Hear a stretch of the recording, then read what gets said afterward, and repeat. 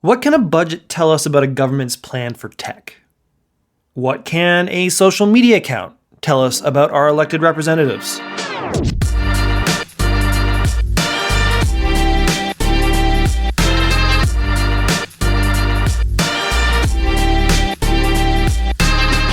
Hello and welcome to another episode of the Beta Kit Podcast. I'm your host, Douglas Saltis, Editor-in-Chief of Beta Kit, and my co-host, as always, is Rob Kennedy.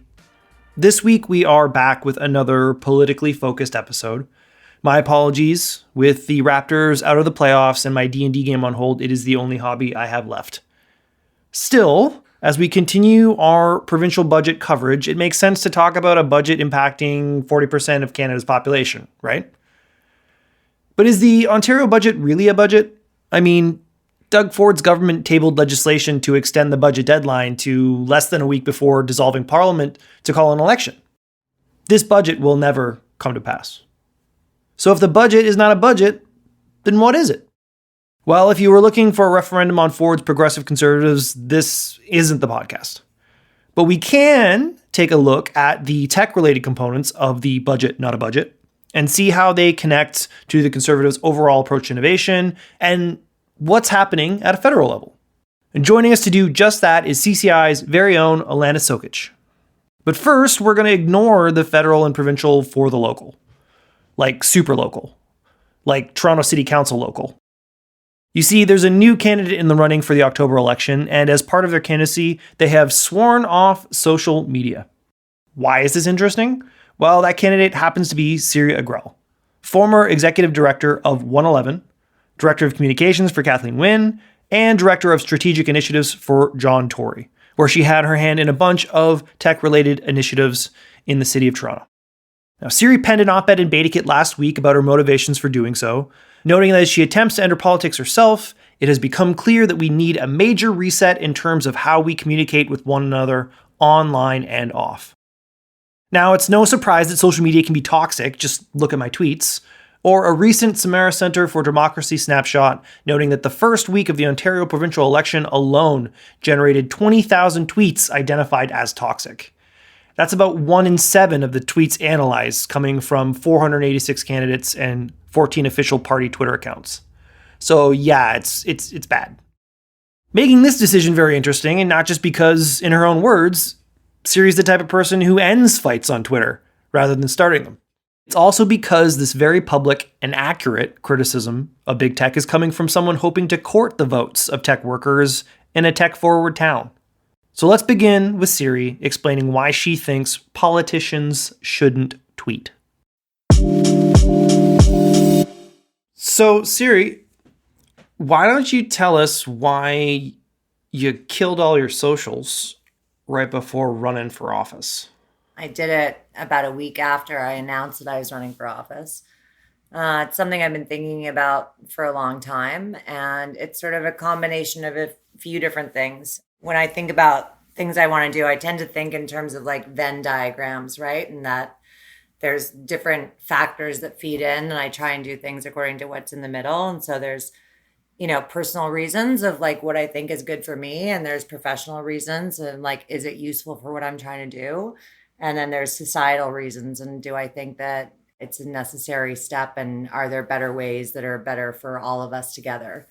And looking at that Venn diagram, I thought that it was a necessary thing to do. Okay, that's really interesting. I like Venn diagrams. Let's talk about that overlap because it's interesting. Since publishing your op-ed on Beta Kit, the responses that I received kind of came in two different circles that possibly overlap towards this conversation. A bunch of very thoughtful people in municipal and provincial politics saying, hey, this is a really novel approach. I want to pay attention to this. And then a bunch of people who follow you on Twitter being like, wait, is this the same series that's always getting in fights on Twitter? Can we break down what's at the middle of these kind of personal, societal, and political concerns? I want to hear what fights I'm getting on Twitter. All I've tweeted about for the last 2 years is Raptors. Hey, this isn't a Candleland podcast. I'm not going to do their work for them. So I can go through them, personally. There's two parts of the personal thing. So one is like, self-preservation, right? We all know that abuse is rampant on social media. It's particularly directed towards women, racialized individuals, LGBTQ, people at the intersections of all those identities. So part of it was like, okay, I'm about to become, I've been a bit of a public figure in the past, but I'm about to like put myself out there as a public figure. Are there ways to protect myself, protect my family? I have kids, right? It's like a next level thing now, right? It's not just online. It infiltrates your real world. I know politicians who have police outside of their house constantly because they're threatened all the time, right? Like I have friends who have been doxxed. It's a very real life threat. So there's that part of the personal. And there's another part of the personal where like, maybe this is back to the like Siri picks fights. Does it bring out the best in me? Is it what I should be doing? Is it a good use of my time? Does it make me react to things well? Right? So those are the personal parts of it. The professional part is, I was listening to I really like Kara Swisher a lot. Sway, I think she's a really good interviewer. And I was listening to her recently and she was talking about Twitter, vis-a-vis Elon. And she was saying, I have to be on Twitter because of my job. And I was like, that's really interesting, right? Like a lot of, people I've talked to over the last couple of years, like clients and otherwise are like, oh, I use social media because I have to because of work. So you really think about that and like, do I need to do it for work? And I think there are people who absolutely do, right? Like you have to promote your stories as a journalist or whatever it is. Do I need to be on social media if I'm trying to be a local city councilor? Is that where the people are? Is that how I do my job? Does that serve that need? Do I need to do it for work? Right? So that's a consideration. And then societally, like I've worked in tech, I've worked in politics. I think those platforms are abhorrently governed. I think they're contributing to the disintegration of society and the radicalization of people. And I think that, a lot of how I see the world, and like maybe this is cynical, is like in terms of negotiating power, right? And I think if government is reliant on a tool that's dangerous for democracy, you reduce your negotiating power, right? How do you negotiate with someone whose tool you have to use or you feel like you have to use all the time? And part of it on that too is like, I actually don't believe that that's true. I think that we have this false sense of how much we need social media for all of those things, personally, professionally, societally. And I kind of wanted to see whether we do and whether we can show them we actually don't need you. So maybe you should change. Okay, so before we get into the societal impacts, which is usually how I like to close a podcast, let's talk about doing your job in a framework of politician. I definitely agree with Kara Swisher as a journalist. Even though I truly enjoy Twitter, I just need to be on that information feed constantly. Maybe not the level that I currently participate in, but certainly at some level. In your op-ed, you wrote a lot about the ways in which you're looking to connect with your constituency, still using tech, but in a variety of different ways. And then I think also speaking to and alluding to a desire to like connect more personally. Is this, cutting off one of the options to focus on more beneficial modes of communication? Or like, I guess, how are you balancing evaluating which tech is good for you and doing your job in this format versus something that could be a distraction or an actual negative?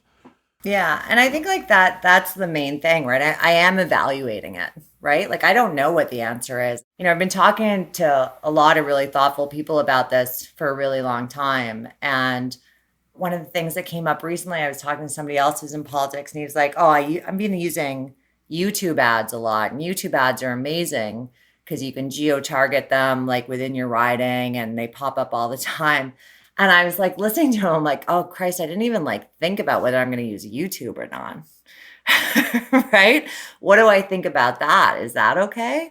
I don't know. So I'm not saying like, it's not my time in tech, you try and be agile, right? I don't know. It's not like I've said absolutely not to any of these things.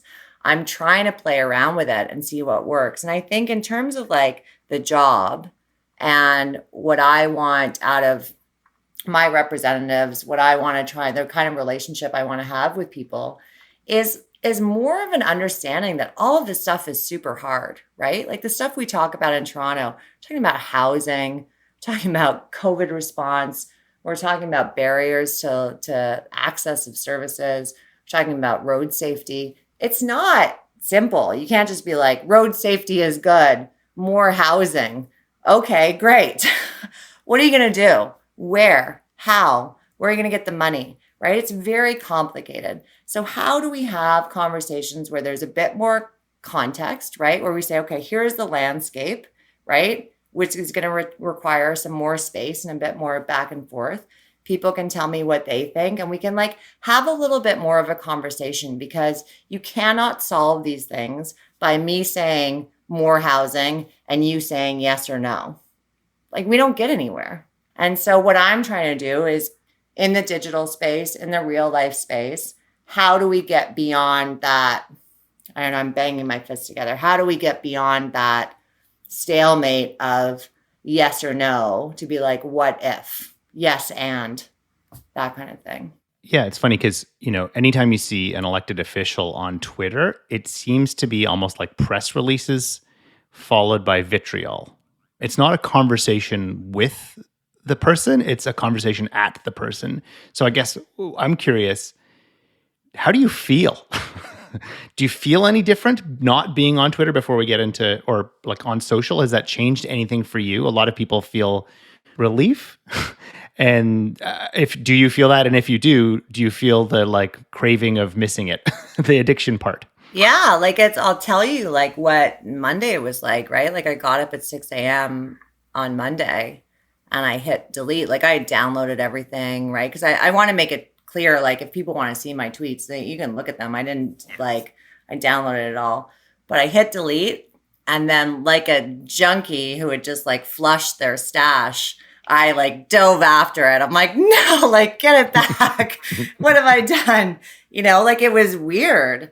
And it's such a habit, right? And I'm like an addictive personality. Like I have it on my phone still. And the amount of times a day still, Rob, where I like open the Twitter app on my phone and it's like, you don't exist here. Are you using social to keep an eye on what's going on but don't want to communicate that way? Or are you trying to detox completely? Right now, I'm not on it at all. Like it's only been a few days.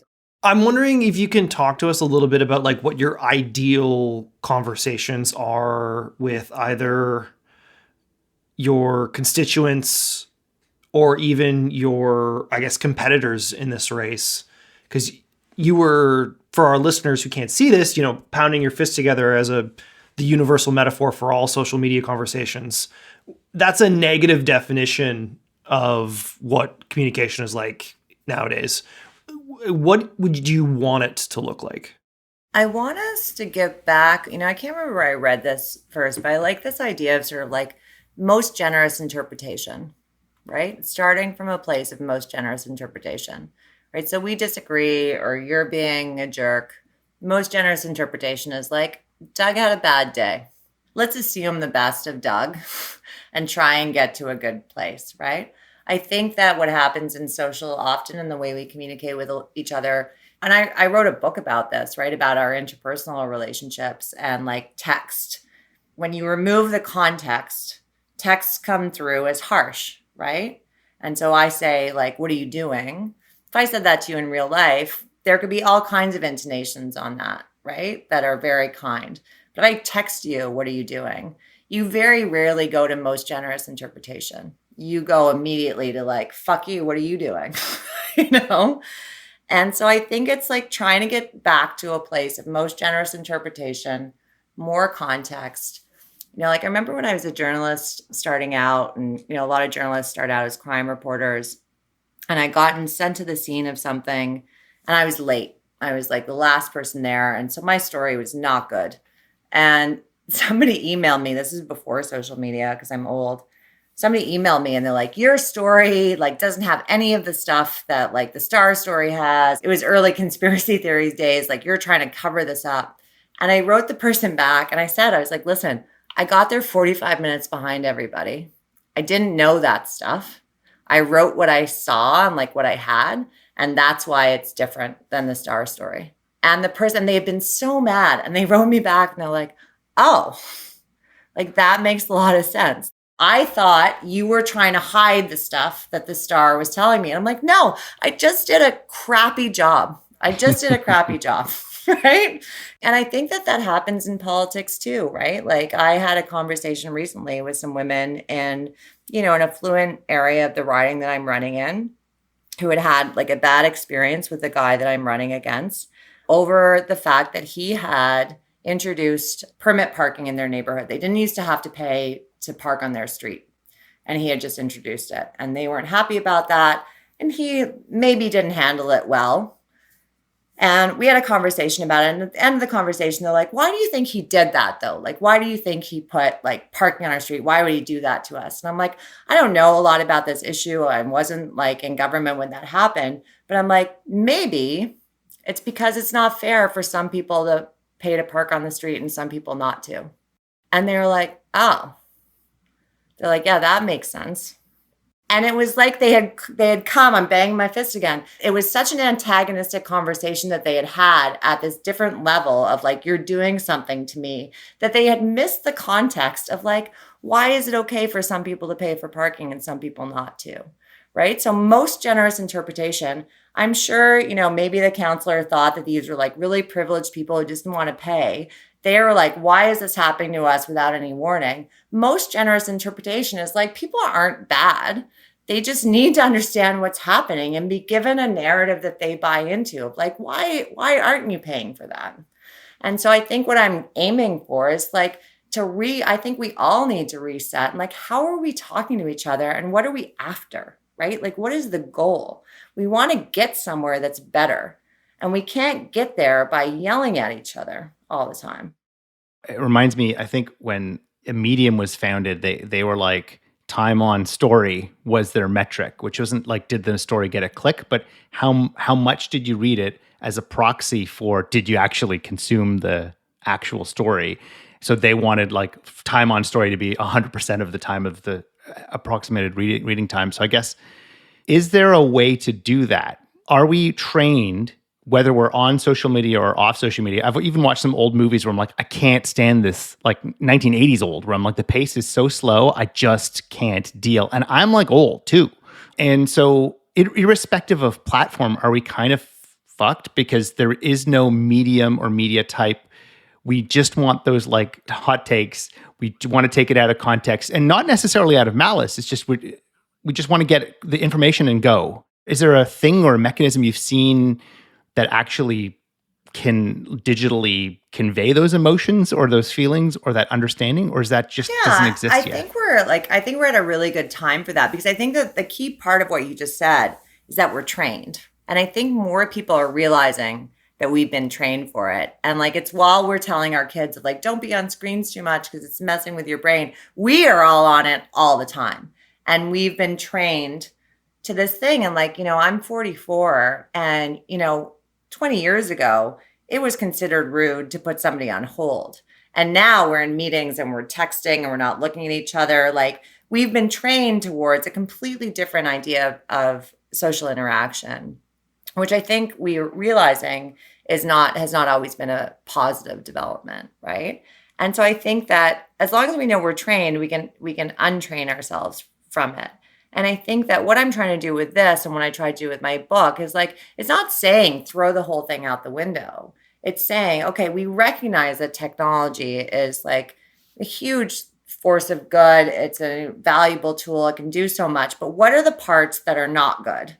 And can we hold on to the good parts and train ourselves away from the bad to get to that next place? This is the whole thing in politics or in tech. It doesn't have to be a zero-sum game. We were talking about this before we came on. It's not move into the woods or found a company.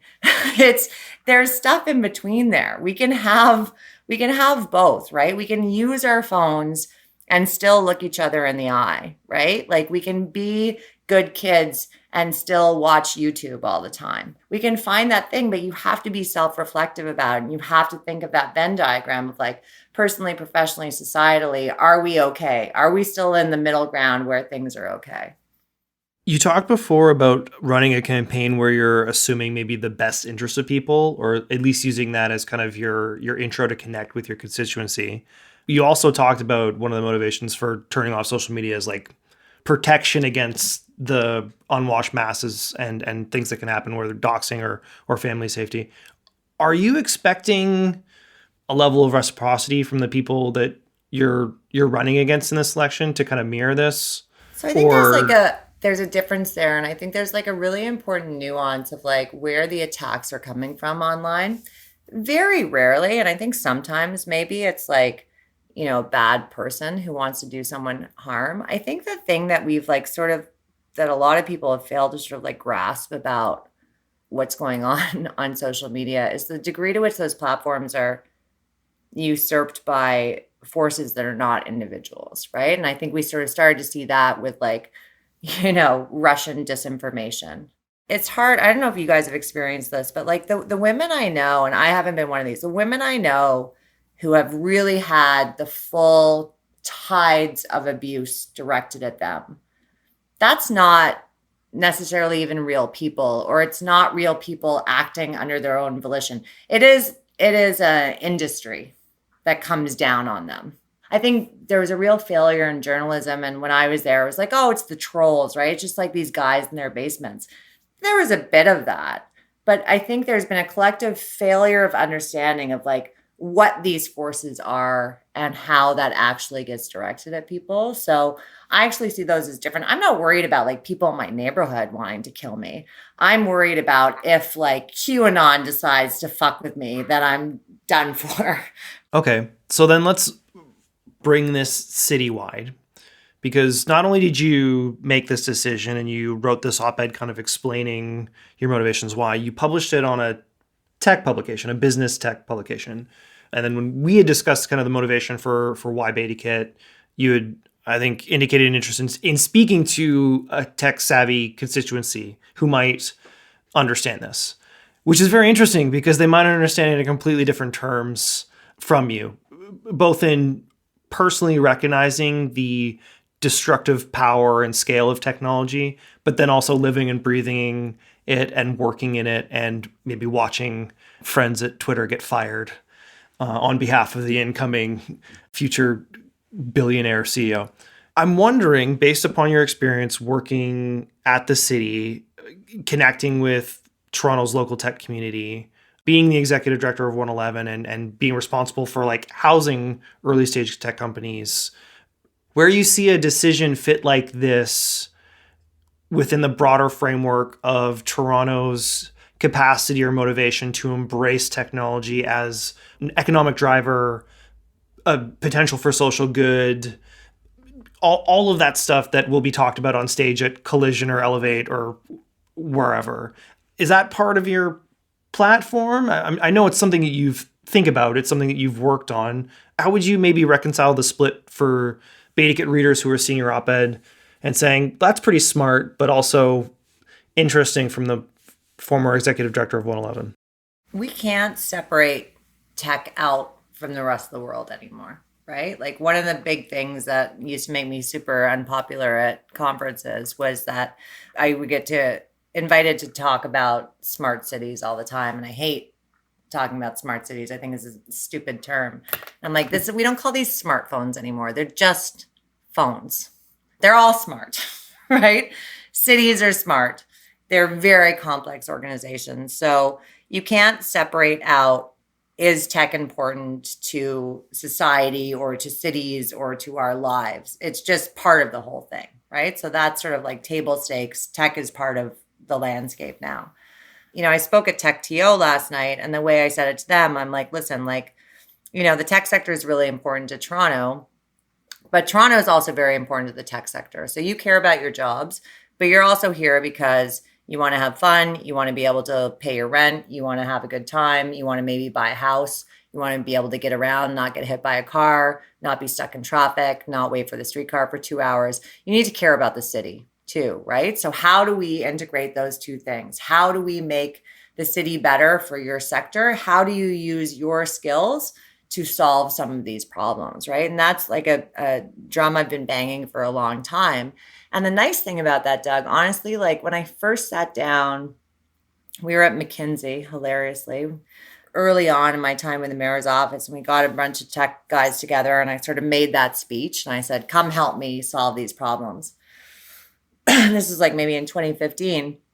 And back then it was still very much the ethos of like, we are founders, we create wealth, right? We disrupt and we create new things and we create wealth and these products and everything else, that's you, right? We don't need to worry about that stuff.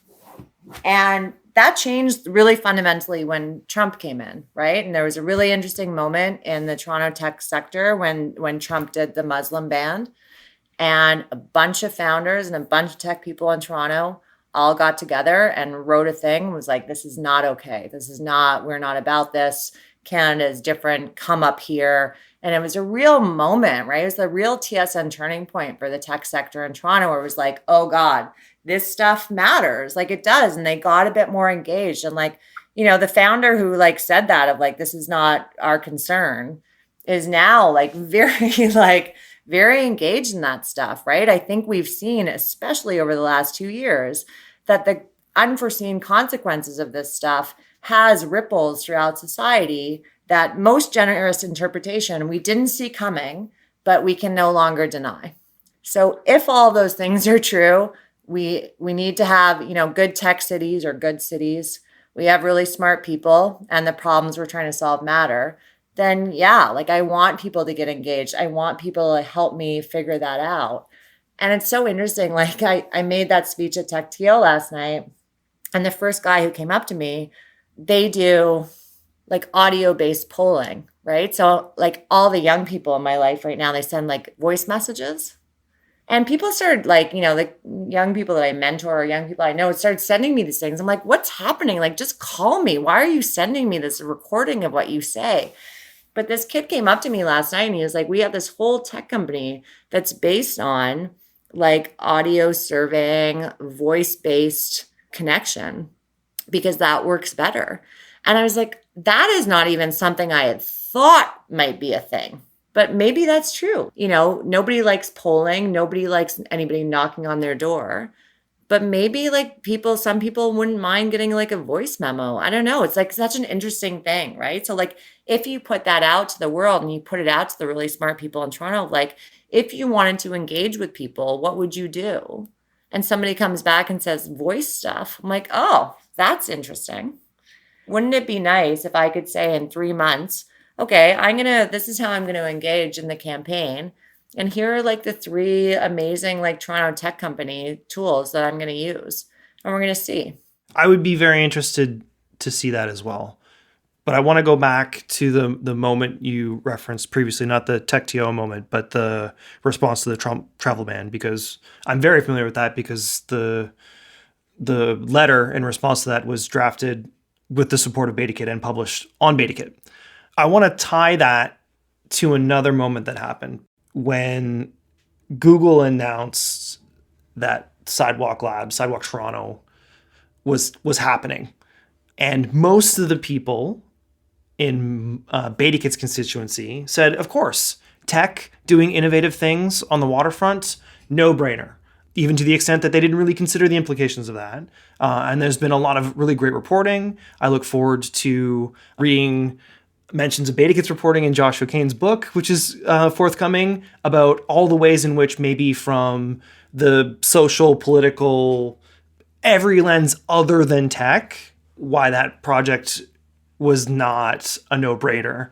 And I'm wondering if, even from your interaction last night, you think that the tech constituency of Toronto will respond thoughtfully to you kind of like poking and exploring around the edges of the space that they work in every day.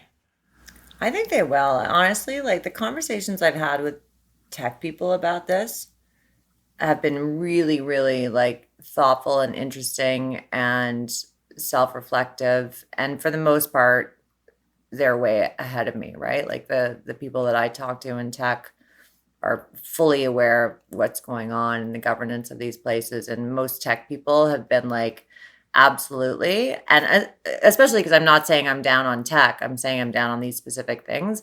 They're like, yes, we need to think about different ways of doing it. So like we're on board. The people who have had a problem with it have been political and media people who act like they get very jonesy and they're like, can't you just tweet a little bit? You know, just one more hit. Those people have a hard time with it. You know, the sidewalk thing is interesting. I don't want to say part of tech because that's generalization.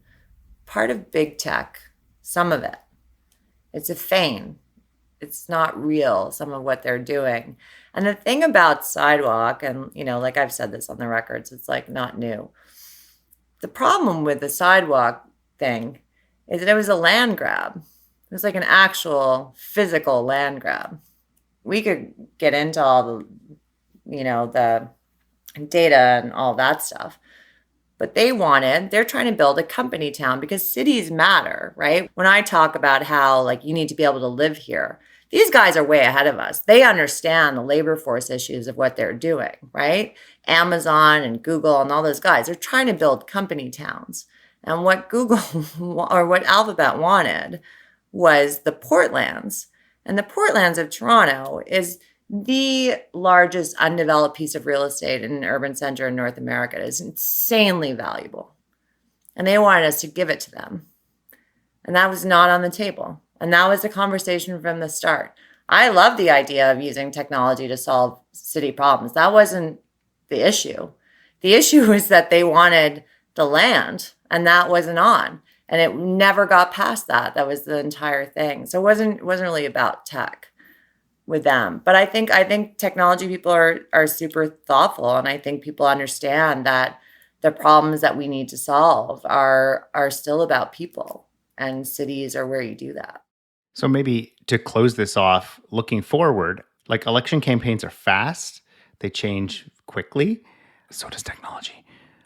How are you thinking about evaluating whether your strategy is working, whether you should get back online in some capacity, or the tools that you've chosen are good or not good? And do you think there will be empathy from the electorate as you're running these experiments, or will they understand what's going on? How are you thinking about that? Well, like, again, right? It's not a zero-sum game. It's not like I'm going to go off Twitter and just sit here and see if it works, right? Like, I'm going to campaign. I'm going to, like, be out there. And I have a really, close friend who was here last Friday before I did it. And he was like, if you're going to say that you're going to, like, connect differently, like, you got to start doing that right away, or else people are going to think you're full of shit. Right? So he's like, what are you going to do? Like, what's on your calendar? How are you going to make yourself available? How are you going to actually do that? So part of it, and I said that, at the end of the piece I wrote for you, Doug, was like, part of it is to make myself better, right? Of like, okay, I don't have that easy tool. And like, I did have a megaphone, right? Like,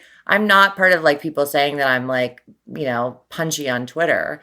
It's like, I'm not bad at social media, right? Like, I know how to land a punch on social media. I know how to get attention. Take that away and let me work a little bit harder in other areas. So I'm thinking about that all the time.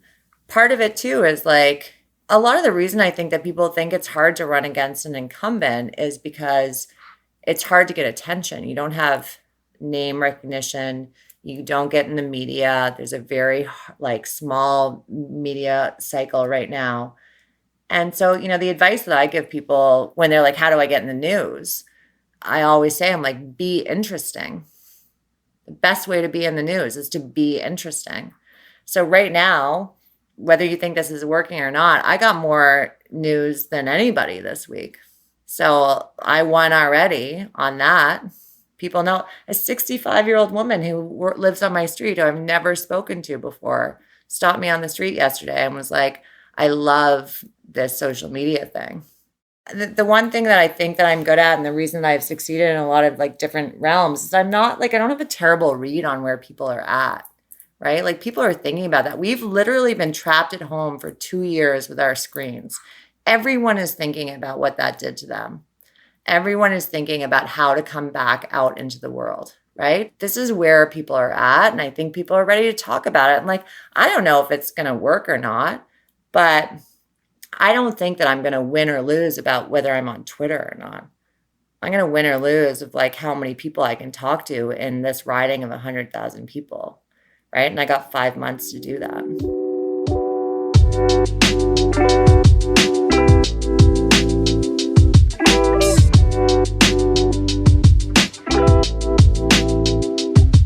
Hey, the Beta Kit podcast is brought to you this week by Osler, the leading business law firm for startups, high-growth companies, and investors in Canada. Hey, including even Beta Kit. The firm has just released its Deal Points report on venture capital financings, an inaugural study of 332 anonymized Canadian venture capital and growth equity financings.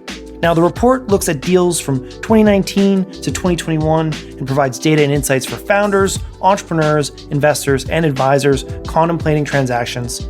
So if you want to read the new report, you can check out the Deal Points report on venture capital financings at osler.com. That's OSLER.com.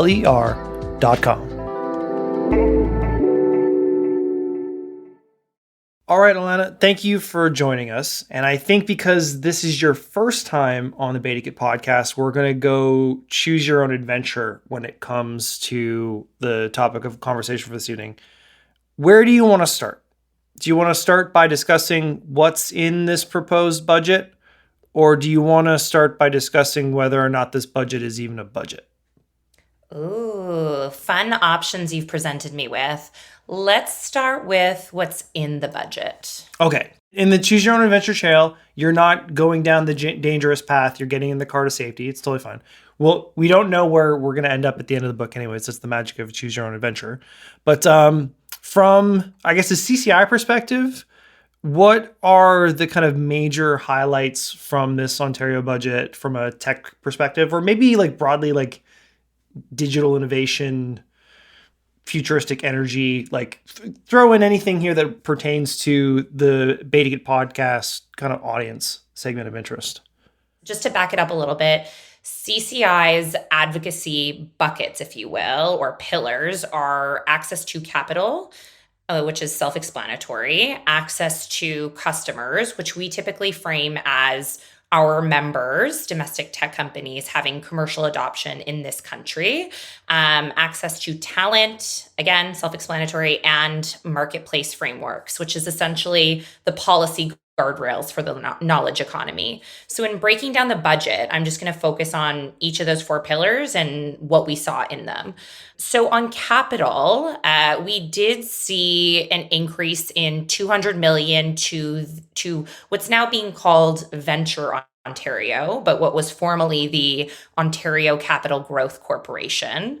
We also saw $15 million to a new life sciences innovation program, which is aimed at funding SMEs to commercialize potential therapeutics and medical and digital technologies. Again, great, love it. We also saw $170 million to critical technology initiatives. Details were a little bit light on that one. We've been hearing a lot from our members about, certainly the chip shortage and how we need to shore up a semiconductor industry domestically. Obviously, the devil's in the details. If this government is granted another mandate, I think that's the direction that we'd push them in. Looking to customers now, we saw spelled out in the budget what had been previously passed in an omnibus bill, one of the red tape reduction packages that this government has put out, something that's called BOBI, or the Building Ontario Businesses Initiative. So TLDR on it is that above and below domestic and international trade thresholds, there will be a requirement for the broader public service to procure from Ontario and Canadian companies, which is great. So to see that spelled out in the budget itself was, I think a reassuring sign for innovators. In a briefing that we received ahead of the budget, we also received news signals from the government that they were going to move forward on a couple of proposals that we had been advocating for to be weaved into the new procurement agency. The first being unsolicited proposals. And the second being a procurement concierge to help guide SMEs and innovators through all the red tape and the government bureaucracy to help them get their technologies commercialized and adopted. Let's just pause on that last point because from a procurement perspective, unsolicited proposals might seem like the most basic thing in the world. But I'm guessing they're, depending upon the process, might be a blind spot when it comes to this issue? Yeah, look, I think government procurement works exactly how it's intended, but should it work like that, right? Like, and I think that's the question we need to ask ourselves. How is it intended to work? Maybe, yeah. They will work to define a very neat and narrow problem, and they'll look to an entrenched vendor community to solve that problem. There's not really a lot of room for innovation in how that's done, right? So I think, our members, while they might not be customers of government, they work with government in some way, shape, or form. So they could sort of look inwards and say, our experience with government could be bettered or improved by a technology that we have. And I'd love to share this idea with government. And unsolicited proposals gives them a way to do that. So I think that's really exciting. I guess we can maybe note this before we dig into the second part of the Choose Your Own Adventure, but a lot of this stuff was previously known or previously existing or previously announced in some levels. Like even I think you said $200 million to the Venture Ontario Fund. That's an expansion from the previous $100 million to $300 million. And it dates back to June 2021. How much of this was like net new? How much was like rehash? How much was kind of like extended detail? And how much of that really matters when it comes to the slow machinations of provincial governments? Yeah, totally. So I think in terms of net new, I mean, you sort of answered that question yourself, right? We went from 100 million to 300 million. So that's 200 million net new. And I think you're right. The BOBI stuff, or the Building Ontario Businesses Initiative, was previously announced, but it hasn't been executed. The unsolicited proposals and the procurement concierge piece, that was new.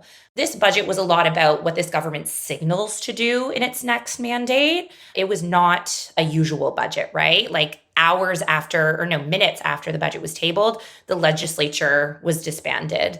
Speaking of Choose Your Own Adventure, I mean, this budget was a choose your own adventure, right? Like if you want what's in this document, you have to reelect us on June 2nd. So it is, for all intents and purposes, the Progressive Conservatives platform. This isn't less of a budget, more of a campaign document. I guess that answers why is this not a budget? It's because they dropped this budget and then called it an election. And we're actually recording this kind of first day of the campaign starting, although our listeners will be hearing this slightly later. Who knows what wackadoo things will have come in reporting on the campaign trail. But essentially, this thing will not fundamentally exist, both because the government just decided to call an election, but also I believe, based upon reporting from the Toronto Star, Ontario Finance Minister refused to commit to reintroducing this pre-election budget if the Ontario PC Party gets reelected, right? So this isn't even like this is what we're going to do if we're reelected.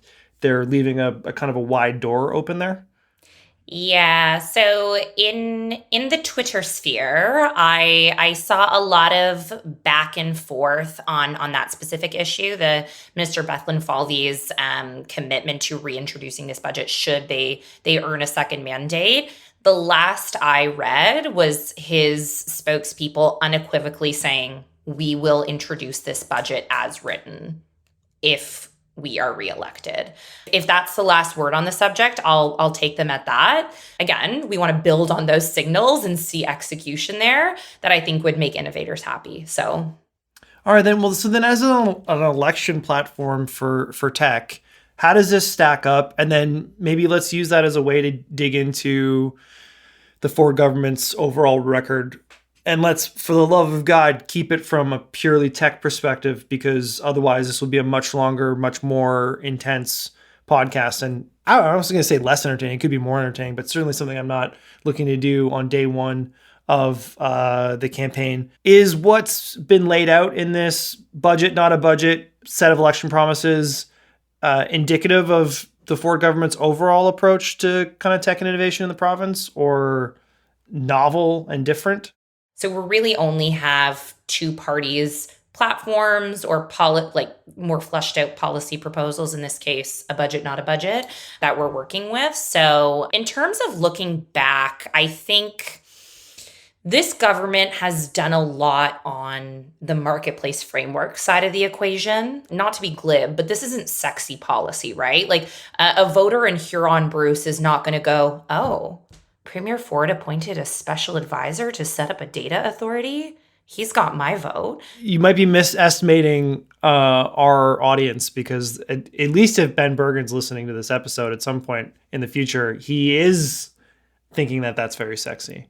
And that man knows sexy.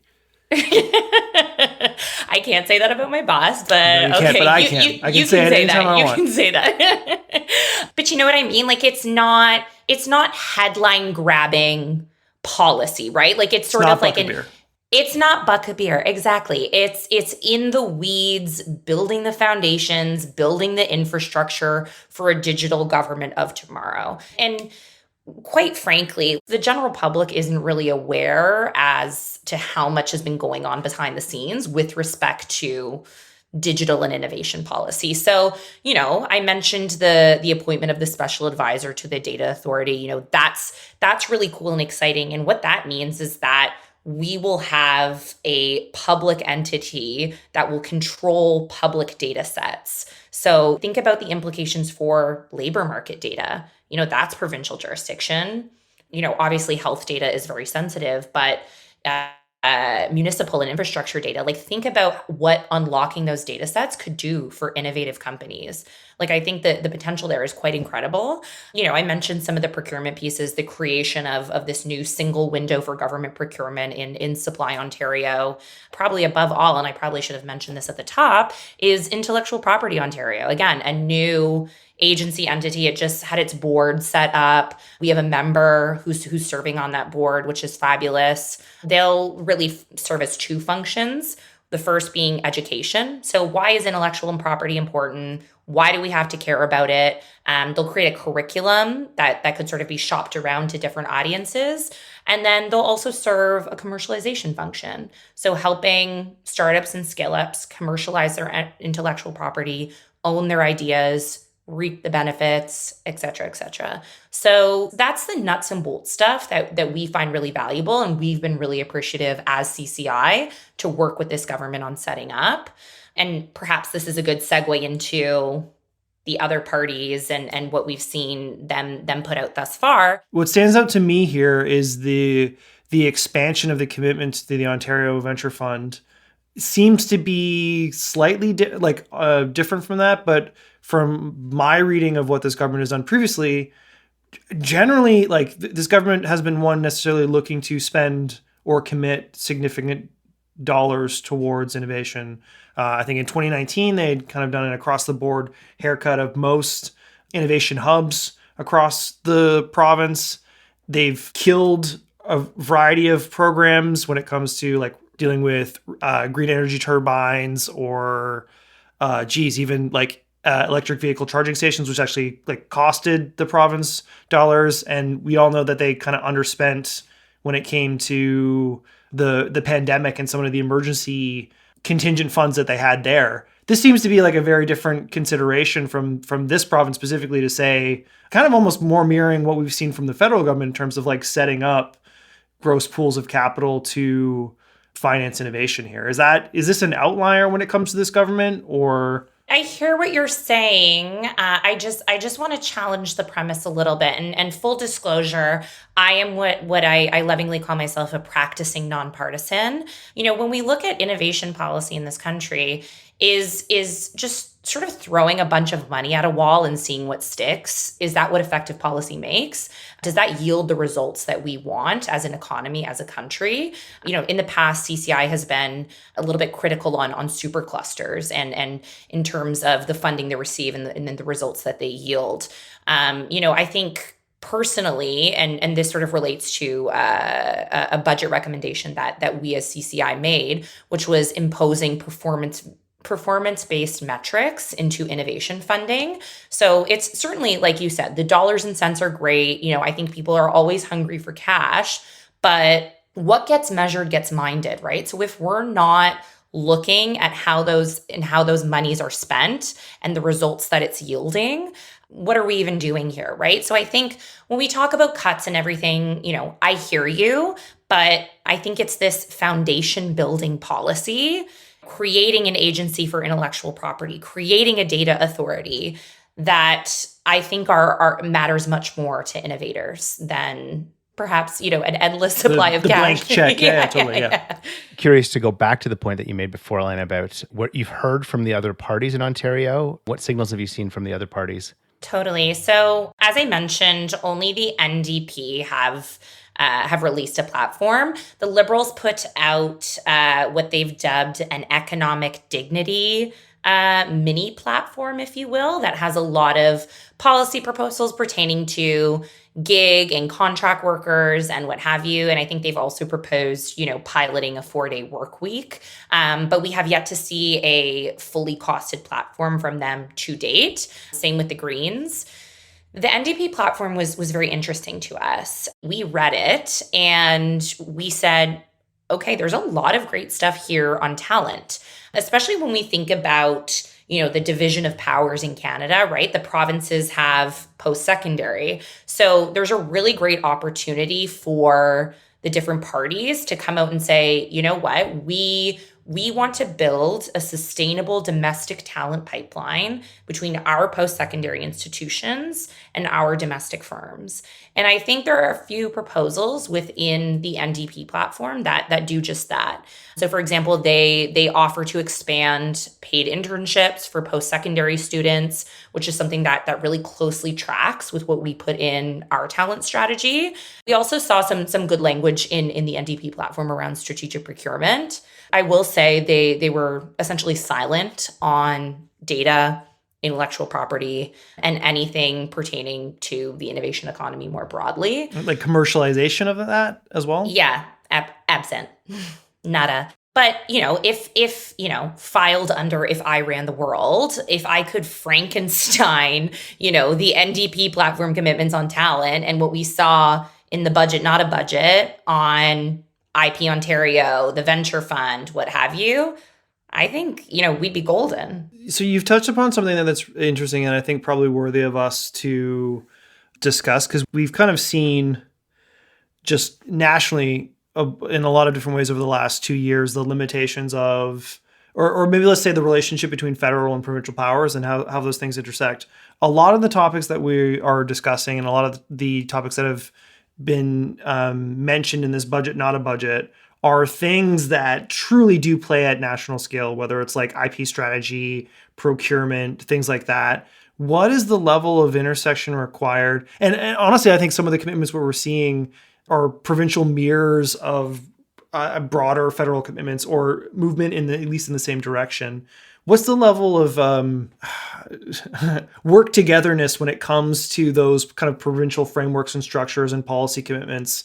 Like how much of that is done in line with what's happening federally, or maybe superseding broader federal commitments, or getting more specific locally from that regard when we're talking about IP and procurement are probably the two easiest places to play there, right? Yeah. So my answer is twofold. The first I would say is, and I don't pretend to speak for this government, or I guess they're not this government anymore. The progressive government, not a government? The government, not a government, yeah.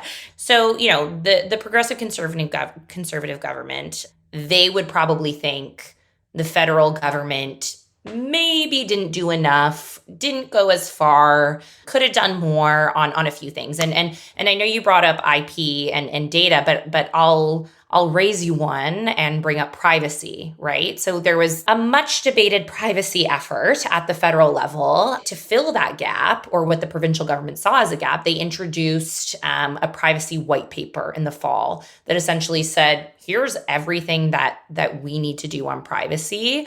And I think they specifically called out the federal government in the context of that paper. So I think there's a little bit of that's all to say there's a little bit of give and take in that federal provincial dynamic.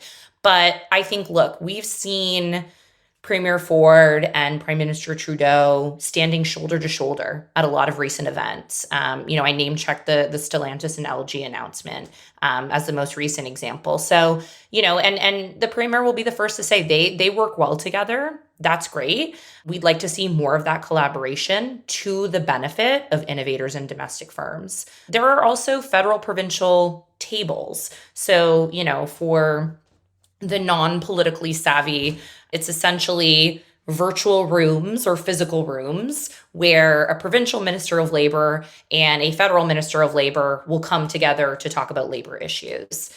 There's a federal minister of innovation, but I know Alberta has a minister of innovation, but Ontario doesn't have a minister of innovation. Therefore, there is no counterpoint. So how do we again get innovation issues brought to the agenda of these existing tables, or let's create our own. Let's increase those collaboration opportunities.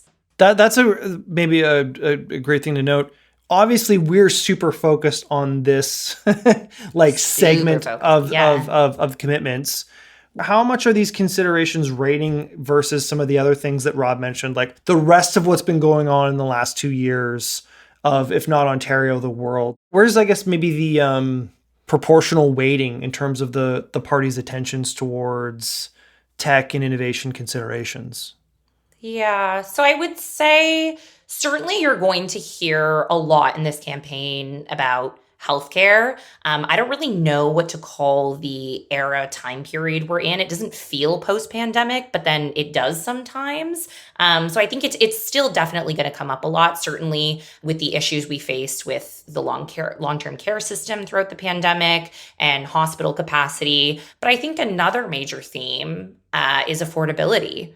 Housing affordability, the cost of gas, just the general cost of living, and the Liberals, despite, me mentioning them not having a fully costed platform yet, they have promised, buck a ride on transit, for example. We saw buck a beer in the last election, but the PCs have also said, we're going to cut vehicle registration costs. So every party is trying to get in there a little bit on affordability. But, what we say, and we hope to see this pivot is from the parties, is the real way to make life more affordable is through economic prosperity.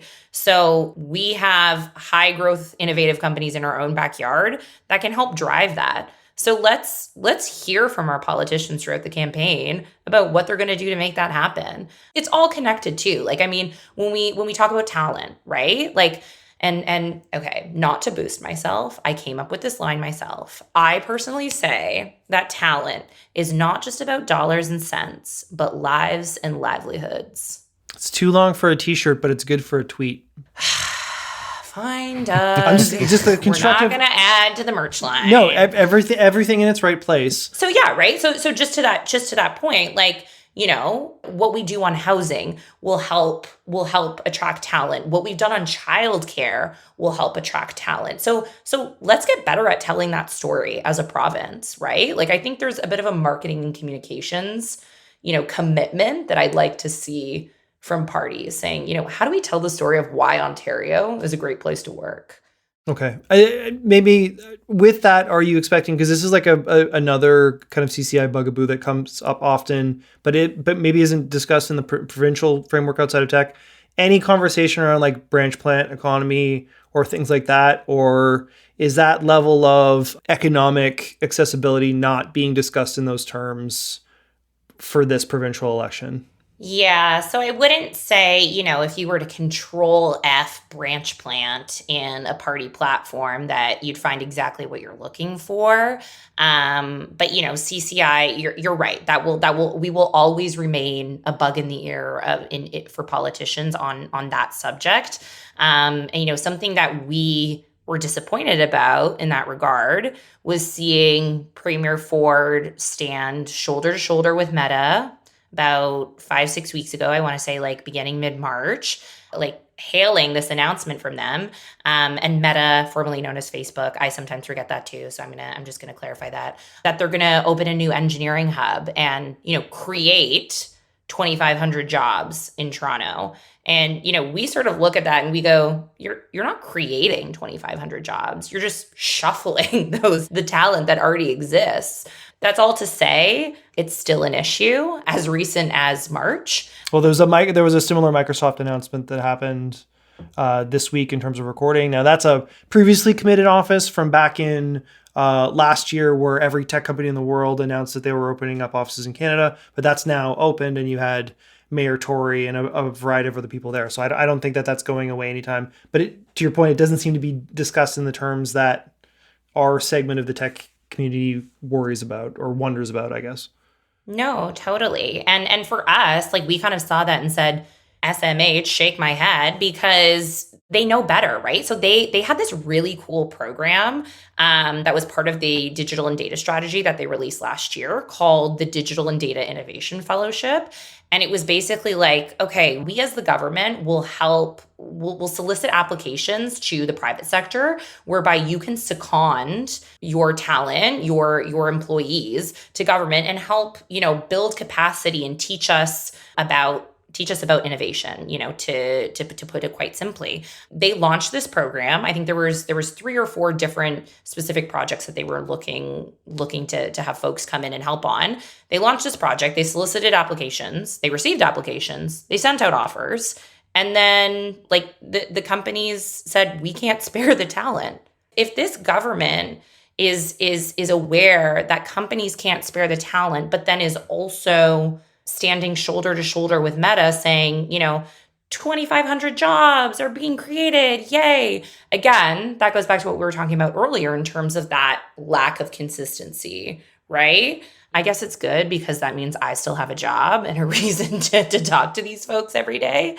But, I think it was disappointing for our members to see that. Look, again, like I said, I think you're going to see a lot of talk about healthcare, a lot of talk about affordability. I think it's incumbent upon us, being CCI and BetaKit, and certainly your listener community who cares about these issues, to in their engagements, if they have engagements with, the volunteers that come a door knocking, or, the candidates who want to meet and greet with their prospective constituents, to say, when you talk about affordability, innovation is a huge part of that, and let's pay attention to that. So I wouldn't say there's a particular, bat signal on innovation throughout this campaign, but I think we're going to do our darndest to try to get them to pivot and focus on the issues that matter to us. Okay, so we got to get those t-shirts printed then. Yes, I got a guy, don't worry. Okay, awesome.